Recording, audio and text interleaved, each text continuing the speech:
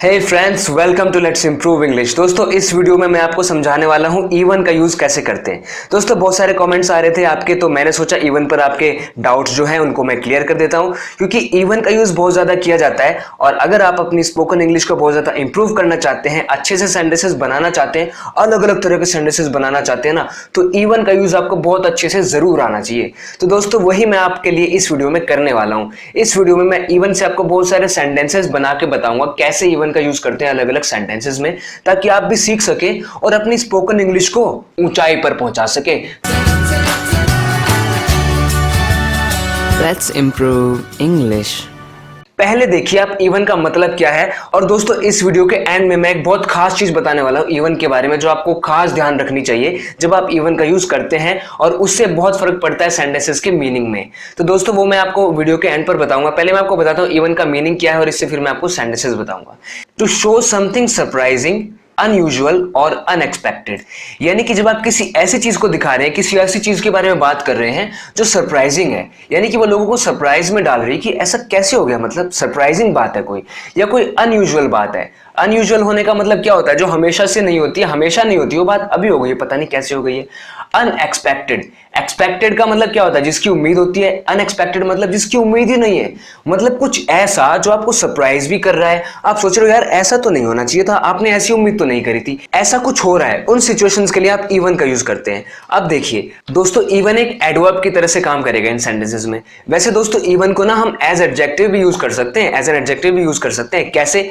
Even का मतलब क्या होता है? जैसे इवन सरफेस मतलब प्लेन सरफेस, उबड़ खाबड़ सरफेस नहीं, हर जगह से प्लेन सीधा, उसको इवन बोल सकते हैं।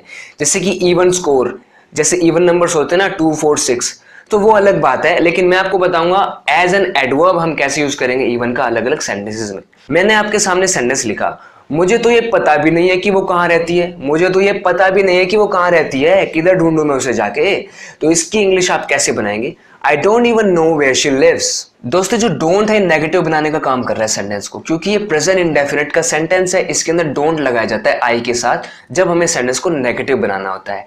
I don't. दोस्तों, कुछ देर के लिए आप इवन को भूल जाइए, आप सोचिए इवन यहां पर नहीं है। आप क्या पढ़ेंगे? I don't know where she lives, मुझे नहीं पता कि वो कहाँ रहती है। दोस्तों, ये प्रेजेंट इंडेफिनिट है, इसलिए इसमें लिव के साथ एस आ रहा है, क्योंकि प्रेजेंट इंडेफिनिट में शी के साथ वर्ब में एस आता है। I don't know where she lives, मुझे नहीं पता वो कहाँ रहती है।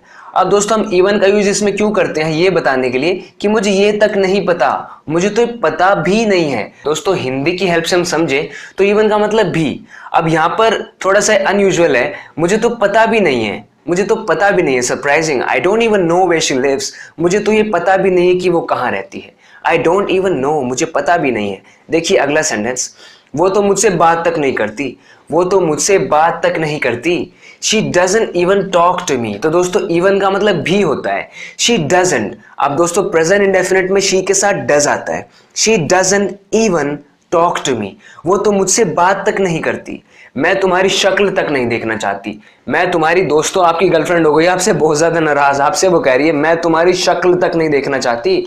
I don't even want see your face. दोस्तों, यहां पर आप वोना को देखिए, ये एक स्टाइलिश वे होता है वांट टू कहने का। वांट टू की शॉर्ट फॉर्म है वोना। इसके ऊपर मैंने एक वीडियो बनाई हुई है, उस वीडियो को आप देख सकते हैं। इस वीडियो के डिस्क्रिप्शन में उस वीडियो का लिंक आपको मिल जाएगा।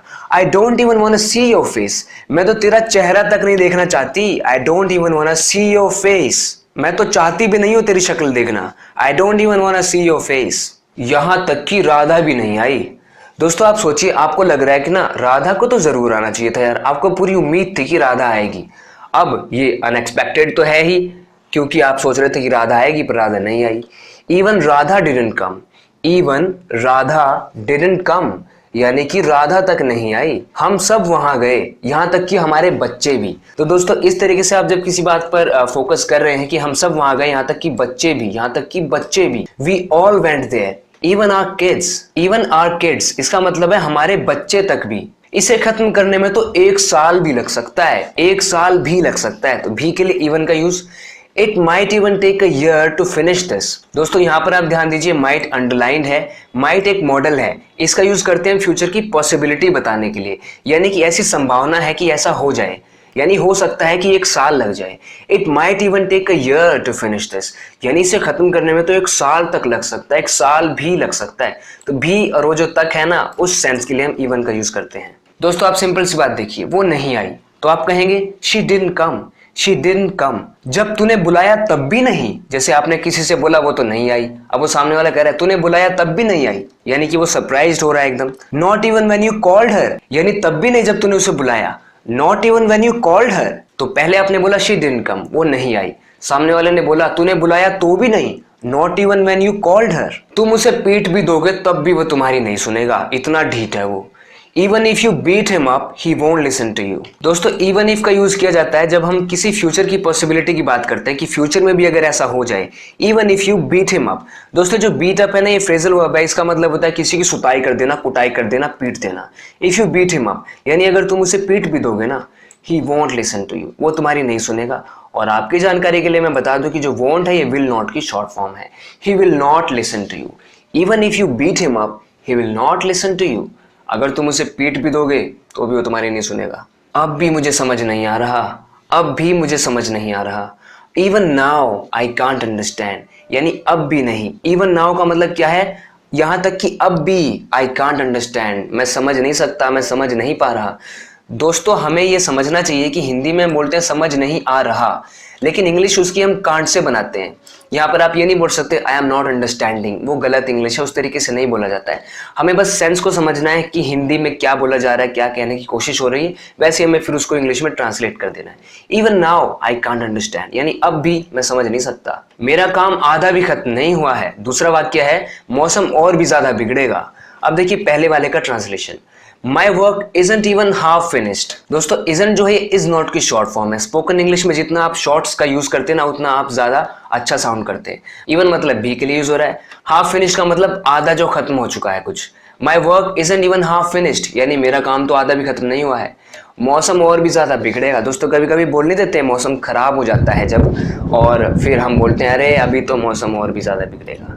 The weather will become even worse. दोस्तों ये वर्स कौन सा प्राणी है यार। दोस्तों आपने बैड का मतलब तो पता होगा आपको, बैड का मतलब बुरा होता है। ये कंपैरेटिव डिग्री है उसकी, बैड वर्स वर्स्ट यानी और भी बुरा, इवन वर्स यानी और भी बुरा। The weather will become even worse यानी मौसम और भी खराब हो जाएगा। अभी तो विल का यूज हो रहा है इसमें क्योंकि ये फ्यूचर इंडेफिनिट का सेंटेंस है। मैं थका हुआ था लेकिन फिर भी मैं वहां गया।